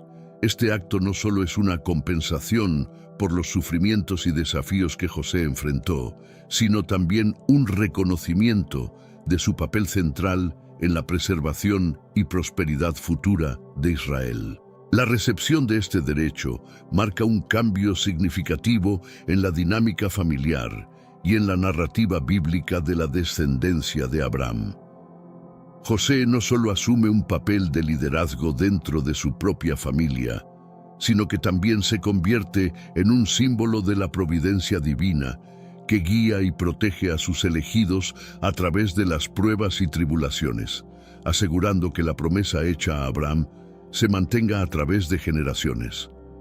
La porción doble de la herencia que se otorga a José como parte de los derechos del primogénito tiene un valor tanto material como simbólico de gran alcance.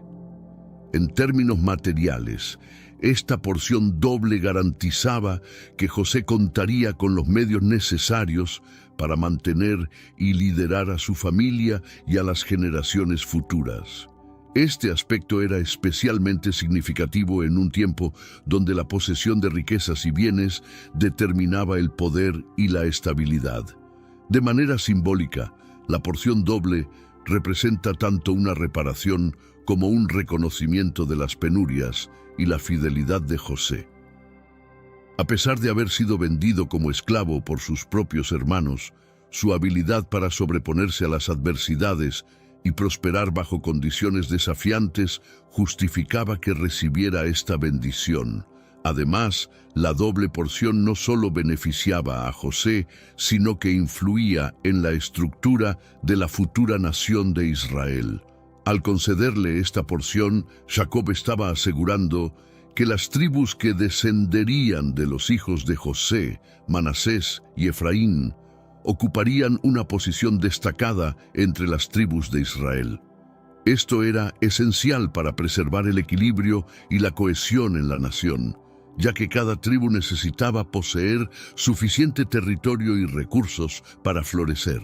La doble porción también simboliza la absoluta vindicación de José frente a sus hermanos y su padre. Al heredar esta parte, se validan los sueños de José, en los que se veía a sí mismo liderando a sus hermanos y aún a su padre. Esto no solo realizaba la visión profética de esos sueños, sino que también confirmaba la intervención divina en la vida de José y en los destinos de su familia. Este gesto de Jacob, al otorgar la doble porción a José, establece un precedente de justicia tanto divina como humana dentro del relato bíblico. Ilustra que, aunque los designios de la providencia puedan ser enigmáticos y llenos de retos, la justicia al final se impone y aquellos que viven con rectitud y fe reciben su recompensa, mientras que las conductas indebidas son rectificadas, incluso en el ámbito familiar.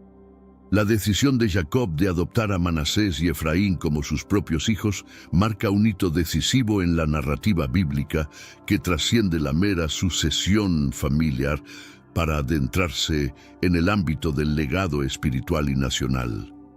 Al adoptarlos, Jacob no solo les confiere un estatus igual al de sus otros hijos, sino que también garantiza que la bendición de Abraham se transmita directamente a través de ellos. Esta adopción no es solamente un gesto de cariño, es una maniobra estratégica y profética que enfatiza la continuidad de la promesa hecha a Abraham, Isaac y Jacob. Esta adopción también significa una integración de Manasés y Efraín en la historia de Israel a un nivel muy fundamental. A través de este acto, Jacob rompe con las tradiciones habituales de herencia y bendición, optando en cambio por una visión guiada por la providencia divina que ve más allá de la biología y la tradición. Al hacerlo, Jacob no solo reafirma su fe en los designios divinos, sino que también realza la importancia de la obediencia y la lealtad a esos designios por encima de las convenciones sociales y familiares. La adopción de los hijos de José por parte de Jacob es, por tanto, un acto cargado de significado teológico. Refleja la idea de que las bendiciones y las promesas divinas a menudo requieren acciones que desafían las normas y expectativas humanas. Esta decisión destaca la voluntad de Jacob de asegurar que las promesas divinas se mantengan intactas y que se transmitan de manera justa y adecuada a las generaciones futuras. Este acto de adopción no solo fortalece la posición de José y sus hijos dentro de la narrativa familiar y nacional, sino que también establece a Manasés y Efraín como figuras centrales en el desarrollo de las tribus de Israel. Les proporciona un fundamento sólido sobre el cual construir su futuro, asegurando que el legado de José continúe a través de ellos y que la influencia de su vida y experiencias moldee el carácter y el destino de las tribus que liderarán. La adopción de Manasés y Efraín por parte de Jacob tiene un impacto significativo en la continuidad genealógica de Israel, reconfigurando la estructura de herencia y la distribución de autoridad entre las tribus.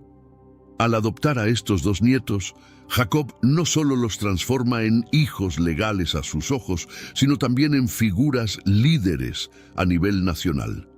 Esto garantiza que la influencia de José continúe en las futuras generaciones y que la asignación de tierras y recursos entre las tribus de Israel se realice de forma equitativa y justa.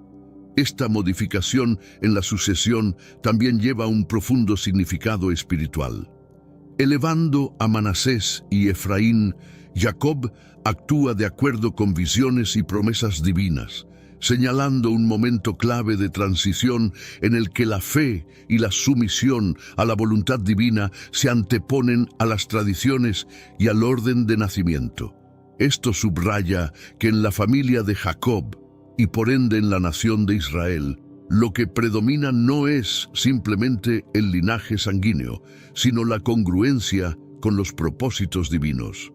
La adopción también repercute en las demás tribus, ya que redefine las expectativas y obligaciones de todos los descendientes de Jacob. Reconocidos como iguales a los hijos biológicos de Jacob, Manasés y Efraín se erigen como ejemplos de liderazgo y devoción, estableciendo un modelo para lo que significa ser un portador de la promesa hecha a Abraham. Este ajuste no solo enfatiza la importancia de la justicia y la equidad en el liderazgo, sino que también sienta las bases para futuras relaciones y alianzas entre las tribus. Además, este acto de adopción ilustra cómo las decisiones impulsadas por la fe y la visión profética pueden tener repercusiones duraderas en la historia de una nación. La elección de Jacob no solo incide en su línea familiar directa, sino que también influye en la configuración política, social y espiritual de Israel a lo largo de las generaciones. Al adoptar a Manasés y Efraín, Jacob no solo entrega bendiciones, está estableciendo un futuro donde las promesas divinas se siguen cumpliendo a través de caminos insospechados y actos de fe extraordinarios. La bendición de Jacob a Manasés y Efraín representa una desviación sorprendente que evidencia la profundidad de su visión profética y la intervención divina en la selección de líderes y bendecidos. Al bendecir a los hijos de José, Jacob intencionadamente invierte el orden habitual, priorizando a Efraín, el menor, sobre Manasés, el mayor. Este gesto no solo desconcierta a José, sino que también sienta un precedente teológico importante acerca de cómo la elección divina frecuentemente contradice las expectativas humanas. Este cambio intencionado subraya la percepción de Jacob de que las bendiciones de Dios no se rigen por las normas humanas de primogenitura o méritos aparentes. Al preferir a Efraín frente a Manasés, Jacob se mueve bajo la inspiración divina, anticipando los designios celestiales que a menudo favorecen a los menos esperados, un leitmotiv en las escrituras hebreas. La bendición se lleva a cabo con una intensidad emocional profunda, en la que Jacob, en sus últimos días, medita sobre su vida marcada por conflictos y reconciliaciones, y cómo esta bendición podría moldear el futuro de sus herederos. Al bendecir a Efraín y Manasés, Jacob no solo transmite derechos y propiedades, sino que también lega un patrimonio espiritual y una visión para el futuro de Israel. Este acto de bendecir con un giro inesperado también resalta la importancia de la providencia y la predestinación en la teología israelita. Al subvertir el orden establecido, Jacob enseña a sus descendientes y a las futuras generaciones que los caminos de Dios son misteriosos y que su elección puede desafiar nuestras normas y expectativas, una lección vital para la identidad y la fe del pueblo de Israel. El encuentro de Manasés y Efraín con Jacob es un momento emblemático lleno de simbolismo y significado histórico. Este encuentro no es solo una reunión familiar, sino un evento trascendental que conecta distintas generaciones bajo la promesa divina. Manasés y Efraín, al ser presentados por José a Jacob, representan la nueva generación que llevará adelante las promesas hechas a Abraham, Isaac y Jacob. Durante este encuentro, Jacob recuerda su propia vida, llena de encuentros divinos y decisiones cruciales que moldearon su destino y el de su familia.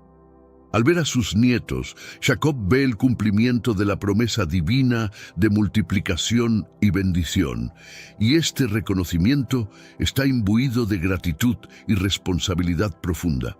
Es un momento de transmisión de legado, donde Jacob no solo ve a sus nietos como continuadores de su linaje, sino como portadores de la misión divina. Jacob, a pesar de su avanzada edad y su debilitada visión, percibe en este encuentro una oportunidad para impartir sabiduría y guía espiritual. La presencia de Manasés y Efraín ante él simboliza la continuidad y la perpetuidad de las bendiciones divinas, y Jacob se esfuerza por asegurarse de que entiendan su rol en la historia y la importancia de su conducta y fe. Este encuentro también sirve como un puente entre el pasado y el futuro, uniendo la historia de Israel desde sus raíces patriarcales hasta las tribus que surgirán y definirán la nación. Jacob, al bendecir a Manasés y Efraín, no solo está cerrando un capítulo de su vida, sino también inaugurando una nueva era para Israel, marcando este momento como un hito en la historia sagrada del pueblo.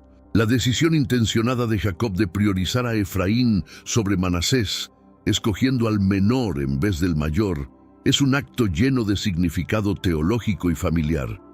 Esta elección no es aleatoria, se basa en una convicción profunda, inspirada por la revelación divina, de que Efraín desempeñaría un papel crucial y destacado en el destino de Israel. La predilección de Jacob por Efraín frente a Manasés es un reflejo de la tendencia divina a seleccionar a los menos esperados, a los más humildes o a los jóvenes para realizar sus planes más grandiosos. Este gesto también cuestiona las normas sociales y las expectativas familiares tradicionales que generalmente favorecen al primogénito. Al revertir este orden, Jacob no solo hace una declaración sobre la soberanía de Dios en la elección de líderes, sino también sobre la primacía de las cualidades espirituales y del carácter por encima del orden de nacimiento. Esta elección simboliza una ruptura con las tradiciones antiguas y un avance hacia una comprensión más profunda de la justicia y la misericordia divinas. La elección de Jacob también tiene implicaciones prácticas en la dinámica familiar y en la estructura de las futuras tribus de Israel. Al optar por Efraín, Jacob está redefiniendo efectivamente el curso de la historia israelita, asegurando que la tribu de Efraín asumiría un rol de liderazgo y tendría una influencia considerable en los asuntos nacionales. Esta decisión tendría efectos duraderos, influyendo en la política, la economía y la vida espiritual de Israel a lo largo de generaciones. Además, esta elección subraya la habilidad de Jacob para proyectarse más allá del momento actual, guiado por una visión profética orientada a cumplir el plan divino más que a adherirse a las normas humanas. Este acto de preferencia es una poderosa declaración sobre la fe de Jacob en las promesas y la dirección de Dios, estableciendo un modelo para que las futuras generaciones reconozcan y valoren la providencia divina en sus vidas. El gesto de Jacob de posicionar su mano derecha sobre la cabeza de Efraín, mientras su mano izquierda reposa sobre Manasés, está cargado de simbolismo y precedente. En la cultura de la época, la mano derecha se consideraba la de mayor honor y bendición, connotando no solo favor, sino también poder y autoridad. Al colocar su mano derecha sobre Efraín, Jacob le está otorgando una medida superior de bendición y responsabilidad. Este acto trasciende la mera formalidad ritual. Es un mensaje claro y contundente tanto para los presentes como para las generaciones venideras sobre la importancia de la guía divina en la toma de decisiones. La mano derecha de Jacob sobre Efraín simboliza la transferencia del liderazgo y bendición divina, asegurando que Efraín desempeñaría un rol central en el desarrollo y prosperidad de Israel. El uso de la mano derecha también tiene un significado profundo en términos de reconocimiento y legitimación. En este acto, Jacob no solo está reconociendo a Efraín como el más favorecido, sino también está validando su futuro liderazgo. Este gesto es una ratificación de la confianza de Jacob en la habilidad de Efraín para liderar y prosperar bajo la bendición divina. Este momento es un ejemplo claro de cómo las acciones simbólicas pueden tener un impacto profundo en la identidad y el destino de un pueblo. Al colocar su mano derecha sobre Efraín, Jacob está haciendo una declaración eterna sobre los valores y prioridades que guiarían a Israel en el futuro. Este acto no solo determina el estatus de Efraín dentro de la familia, sino que también configura la percepción de su liderazgo y su papel en la historia de Israel. La reacción de José al ver que Jacob colocaba su mano derecha sobre Efraín, el menor, es una mezcla de sorpresa y preocupación inicial. José, consciente de las tradiciones y del significado del gesto de la mano derecha, intenta corregir la posición de las manos de su padre, moviendo la mano derecha de Jacob hacia la cabeza de Manasés, el mayor. Esta acción refleja su respeto por las convenciones y su deseo de adherirse a las normas establecidas de primogenitura y bendición. Sin embargo, la respuesta de Jacob a este intento de corrección es firme y reveladora.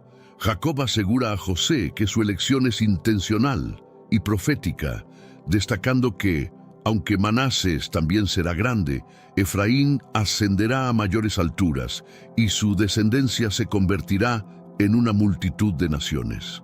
Esta afirmación de Jacob no solo calma las preocupaciones de José, sino que también lo ilumina sobre los caminos y misterios de la providencia divina. La aceptación final de José de la decisión de Jacob es un momento significativo de crecimiento personal y espiritual para él.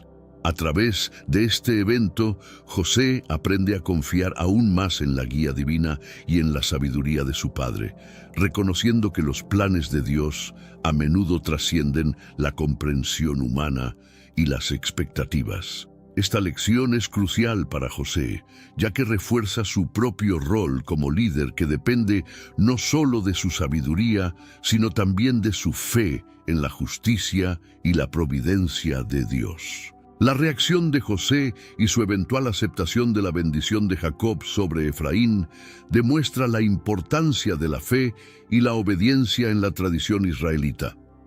Este evento no solo enseña a José sobre la naturaleza impredecible de la bendición divina, sino que también prepara el escenario para su propio liderazgo y el de sus hijos, basado en una comprensión más profunda y respetuosa de la voluntad y los caminos de Dios. Este momento fortalece la cohesión familiar y asegura que la transición del liderazgo a la próxima generación se realice con respeto, sabiduría y fe en el plan divino. La bendición que Jacob imparte sobre Efraín y Manasés tiene consecuencias trascendentales para el futuro de las tribus de Israel. Al elevarlos al rango de tribus independientes, cada una liderando una porción considerable de la nación israelita, estos dos grupos heredan no solo territorios y recursos, sino también responsabilidades cruciales en el desarrollo y defensa del reino. La distinción otorgada a Efraín, en particular, anticipa su influencia en el norte de Israel, donde más tarde se establecerá la capital, Samaria, convirtiéndose en un epicentro político y religioso preponderante. La bendición también define un modelo de liderazgo y establece un precedente sobre cómo las acciones y el carácter influyen en el destino de una tribu completa. Efraín y Manasés, a través de sus fundadores epónimos, encarnan atributos y trayectorias que serán emulados y recordados por sus descendientes. Efraín, agraciado con una porción más amplia de honor y responsabilidad, representa el potencial de prosperidad y liderazgo, mientras que Manasés, aunque en una escala menor, sigue siendo esencial en términos de su aporte y presencia dentro de la alianza tribal. Estas bendiciones afectan directamente la estructura social y militar de las tribus.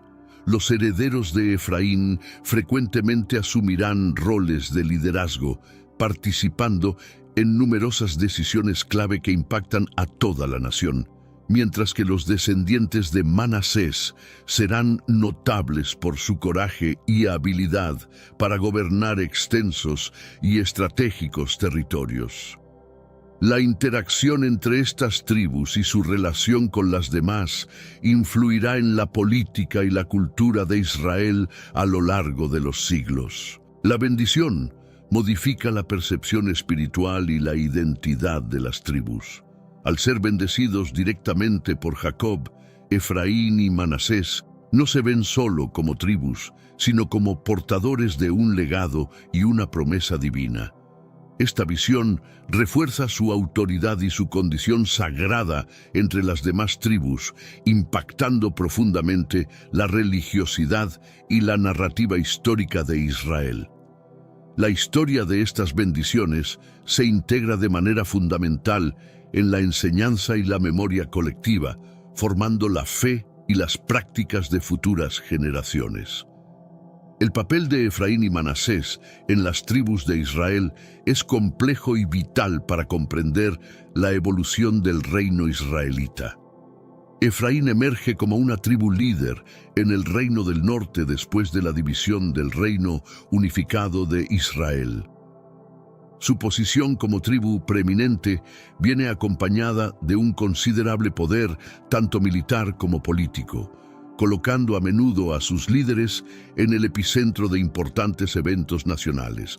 Manasés, cuya tribu se extiende tanto al norte como al sur del río Jordán, desempeña un papel estratégico en la defensa y expansión del reino. Su singular distribución geográfica le confiere una relevancia especial en términos de estabilidad y seguridad de las fronteras de Israel. Además, los descendientes de Manasés serán reconocidos por su valentía y su capacidad para manejar terrenos desafiantes, atributos clave para cualquier estado en aquellos tiempos. El impacto de estas dos tribus también se manifiesta en sus aportes culturales y religiosos. Efraín, como núcleo del reino del norte, influye en las prácticas religiosas y culturales de Israel, a menudo en conflicto con las tradiciones judaicas del sur. Esta influencia es especialmente notable en las tensiones entre profetas y reyes, donde los líderes efraimitas frecuentemente ocupan roles protagónicos. El legado de Efraín y Manasés perdura a través de las narrativas proféticas y literarias de la Biblia, donde sus historias y sus desafíos resuenan con temas de lealtad, liderazgo y la lucha por preservar la identidad y la integridad en épocas de cambio y conflicto. Sus relatos personales y tribales se convierten en lecciones y advertencias para las generaciones venideras, destacando tanto las virtudes como los riesgos de la autoridad y el poder. Dentro de la tribu de Efraín, varias figuras se destacan en la narrativa bíblica, ejemplificando las cualidades y el destino de esta influyente tribu. Quizás una de las más notables es Josué, hijo de Nun, quien no solo sucede a Moisés como líder de Israel, sino que también dirige la conquista de Canaán.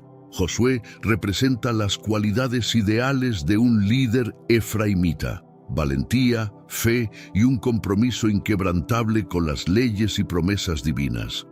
Además de Josué, otros descendientes de Efraín juegan roles significativos en diversos momentos de la historia de Israel.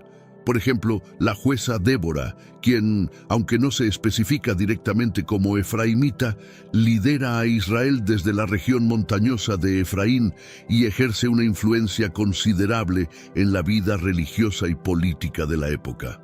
Su liderazgo y su victoria en la batalla contra los cananeos son celebrados en el famoso Cántico de Débora, uno de los pasajes poéticos más antiguos y poderosos de la Biblia. Estas figuras no solo subrayan la relevancia de la tribu de Efraín en los asuntos nacionales, sino también su impacto en la conformación de la identidad religiosa y cultural de Israel. A través de sus actos y liderazgo, los descendientes de Efraín muestran la importancia de la fe, la ley y el coraje para el bienestar y el progreso de la nación. Estos líderes, mediante sus vidas y gerencias, siguen motivando y educando a generaciones futuras acerca del poder y las responsabilidades inherentes al liderazgo. Después de los relatos del Génesis, la tribu de Manasés mantiene una presencia significativa en la historia de Israel, aunque menos prominente que la de Efraín. Extendidos a lo largo de un vasto territorio que cubre ambas orillas del Jordán, Los manasitas desempeñan un rol esencial en la defensa y expansión del territorio israelita.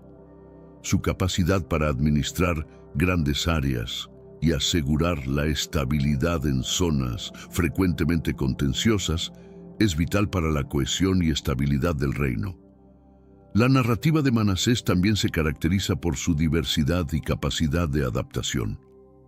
Al establecerse en territorios al norte y sur del Jordán, enfrentan retos particulares en cuanto a geografía y política, demandando un enfoque adaptable y pragmático en la gobernanza e interacción con otras tribus y culturas externas.